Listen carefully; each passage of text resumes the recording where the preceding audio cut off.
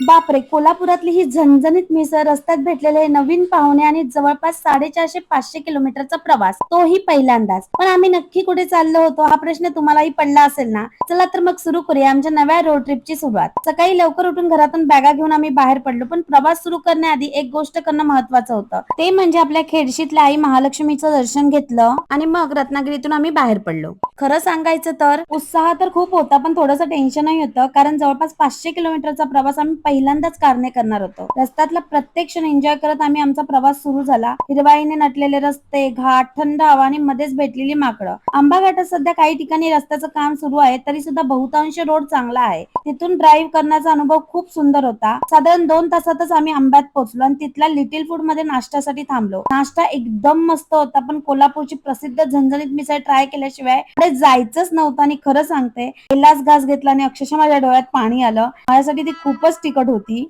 पण टेस्ट मात्र एकदम जबरदस्त होती. पुन्हा प्रवास सुरू झाला. गप्पा, गाणी, मध्येच खाणं पिणं आणि रस्त्यातले सुंदर नजारे, म्हणून एवढा मोठा प्रवास असूनही वेळ कसा गेला ते समजलंच नाही. दुपारच्या जेवणासाठी आम्ही सांगोला इथे थांबलो.